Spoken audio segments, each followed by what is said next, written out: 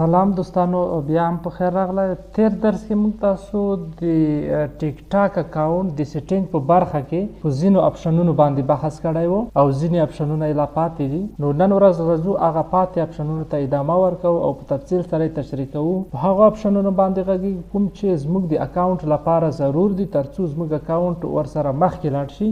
نو په هغه ټولو مواردو باندې په تفصیل سره غږیږو. زموږ ویډیو تر پایه پورې وګورئ. په ښي اړخ کې که وګورئ پورته برخه کې په دې کې بیا ځینې نور اپشنونه دي. یو نوټیفیکیشن اپشن دی. نوټیفیکیشن اپشن باندې چې کلیک وکړو هغه نوټیفیکیشنونه چې مقصد موږ ته چا کمنټ کړی، لایک یې راکړی یا په ویډیو باندې ویوز یا هم نوې ویډیوګانې اپلوډ شوي وي چې موږ هغه کسان فالو کړي وي، نو په دې کې ټول هماغه نوټیفیکیشنز موجود دي. آل اکټیویټي، لایکس، کامنټس، منشنز ان ټاګز، فالوورز یعنې چا چې موږ منشن کړي وي یا یې ټاګ کړي وو، او همداشان د فالوورز کوم کنټینټ چې اپلوډ شوي وي، نو ټول نوټیفیکیشنونه په همدغې میسیج کې موږ تاسو ته راښایي. او بل میسیج دی چا چې موږ ته ډایرکټلی میسیج کړی وي یا موږ چا ته میسیج لیږلی وي، نو د همدغه اپشن له لارې موږ تاسو همغه ته لاسرسی پیدا کولی شو او لیدلی شو. نو دغه ته موږ تاسو اوسه پورې کوم میسیج نه دی کړی چا سره، نو موږ تاسو نو میسیج زیات یعنې تر اوسه میسیجونه نشته. او که چېرته میسیجونه ترسره کړي وي نو په همدغه بار کې تاسو کولی شئ همغه ټولو میسیجونو ته مستقیمه توګه لاسرسی پیدا کړئ او همداشان کولی شئ نوي میسیجونه هم د همدغه طریقې له لارې ترسره کړئ او مخکې لاړ شئ. اوس راځو بل مهم اپشن اپلوډ دی. د اپلوډ له لارې موږ تاسو خپل کنټینټ کولی شو اپلوډ کو او مختلف نور فیچرز ته هم لاسرسی لرلی شو.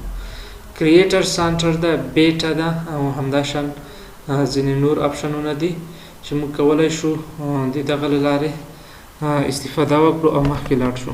نو دغلته چې راغللو سلیکټ ویډیو ټو اپلوډ یعنې هغه ویډیو چې تاسو سره په موبایل یا کمپیوټر کې موجوده ده دغه لارې کولی شئ اپلوډ یې کړئ. زه مثلا زما ویډیو هر ځای کې چې ما سره راسره وي همغه ویډیو باندې کلیک کوم، اوپن باندې کلیک کوم، نو راسره زموږ تاسو ویډیو اپلوډ کېږي چې زه بیا تاسو ته په عملي ډول هم یو ویډیو اپلوډ کوم چې موږ څه ډول په عملي ډول دغه اپلوډ کړو، کاور فوټو څه ډول ورکړو یا مقصد موږ تاسو چې په یوټیوب کې تامبنیل په نوم سره یادېږي.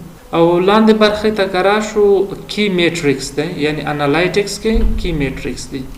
نو په دې کې موږ تاسو هغه د خپل کنټینټس هغه انالیټکس موږ ته دغلته ښایي. کله مو چې ویډیوګانې اپلوډ کړي وي او غواړو تر څو د خپلو ویډیوګانو یا د خپل کنټینټس وضعیت وګورو چې په کوم وضعیت کې دي، څومره ویوز یې ترلاسه کړي دي او همداشان زموږ پروفایل څومره ویوز ترلاسه کړي دي او همداشان څومره لایکونه موږ ترلاسه کړي دي، چا کمنټ کړی دی، شیرز څومره دي یعنې زموږ ویډیوګانې یا کنټینټس څومره شیر شوي دي، همداشان یونیک ویورز څومره دي. یونیک ویورز نه هدف دا دی چې همغه اشخاص یو ځل راغلي دي، نوي اشخاص، مقصد ریپیټډ اشخاص نه، تکراري اشخاص نه. همداشان دغلته که لاړ شو لاست 7 ډیز کې وګورو چې په تېرو 7 ورځو کې څومره دغه کارونه ترسره شوي دي، یا لاست 28 ډیز کې څومره دغه فعالیتونه، یا لاست 60 ډیز کې څومره.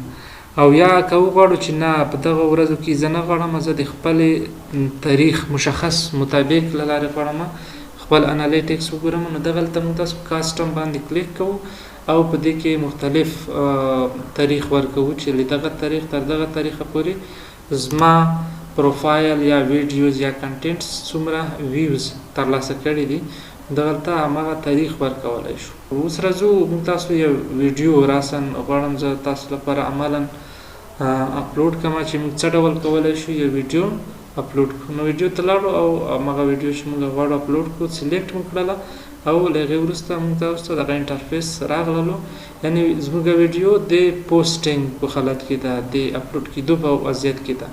کولی شو کاور فوټو هم ورته چینج کړو او نوره مختلف چینجز پکې راولو. مثلا هو کن واچ دیس ویډیو څوک کولی شي دلته ایوری ون هر وخت انتخاب کړئ. همداشان په دې کې کله چې مقصد موږ غواړو چې نه مشخص خلک دغه ویډیو باید وګورو، نو بیا په هغې کې هم تغیرات راوستلی شو. allow users to یعنی اجازه ورکړي اشخاصو ته یوزرز ته څوک چې زموږ کنټینټ ګوري چې کمنټ وکړي ډیو سټیج کومه برخه چې نه غواړو هغه اف کوو. سکیجول ویډیو یعنی مشخص تاریخ باندې د زموږ ویډیو اپلوډ شي. ډیسکلوز پوسټ کنټینټ لیټ ادرز نو دیس پوسټ پروموټس ا برانډ پروډکټ اور سرویسز کوو غواړو چې زموږ دغه ویډیو خلکو ته دغه ورښکاره کړي چې آیا دا ویډیو په کوم هدف باندې اپلوډ شوی ده، یعنی دوی پوه شي په دې باندې چې دا یو برانډ مقصد پروموټ کوي، یو پروډکټ یا بل سرویس پروموټ کوي. موږ تاسو ډیسکلوز پوسټ کنټینټ دغه آن کوو. که وغواړو چې نه دغه فقط ویډیو دی وګوري په نور هدف دی پوه نه شي دغه اف کوو. ای آی جنریټډ کنټینټ که وغواړو چې زموږ یوزرز دی په همدې پوه شي چې موږ د ای آی نه هم استفاده کړې ده آن کوو. که ونه غواړو اف کوو. رن ا کاپی رایټ چیک که موږ وغواړو چې آیا زموږ ویډیو خو کوم کاپی رایټ اصول نه وي تر پښو لاندې کړي نو موږ تاسو ته ډایرکټ نوټیفیکیشن راکوو دغه آن کوو. یعنی دغه موږ تاسو هر وخت آن ساتو تر څو پوه شو چې آیا د ټیک ټاک له لارې خو زموږ دغه ویډیو کوم اصول نه ماتوي. نو دغه موږ تاسو ته بیا ډایرکټ میسیج راکوي او نوټیفیکیشن پوهیږو بیا کولی شو چینجز راولو. کله چې آن کو نو ډایرکټ دغلته چیکینګ پیل کېږي د ویډیو او دغلته موږ تاسو ته میسیج راکوي نو ایشوز ډیټیکټډ، یعنی کومه کاپی رایټ یا نور موضوع پیدا نشوله چې ستاسو ویډیو ولري، ستاسو ویډیو الیجیبل. د کاور پیکچر د تغییر لپاره همدلته کلیک کوو، یو داسې تصویر راولو یا همدغه تصویر غواړو تر څو د کې چینجز راولو. خو موږ تاسو یو بل تصویر غواړو اپلوډ کاور باندې کلیک وکړو، سلیکټ ا فایل باندې او خپل یو تصویر چې موږ تاسو په کمپیوټر کې لرو همغه غواړو تر څو دغلته اپلوډ کړو. مثلا زه یو تصویر غواړم نو ډایرکټ دغلته اپلوډ کیږي او موږ تاسو هغه تمبنیل په ځای دغه فوټو راځي کوم چې موږ تاسو اپلوډ کوو. نو ایشو بیا هم دغلته میسیج کوو، موږ په دقت سره وګورو کوم مشکل نه لري او موږ تاسو کولی شو خپل هر څه پوسټ کنټینټ برابر شو، هر څه ترتیب شو نو کولی شو چې موږ تاسو دغه ویډیو وګورو په ټیک ټاک له لارې.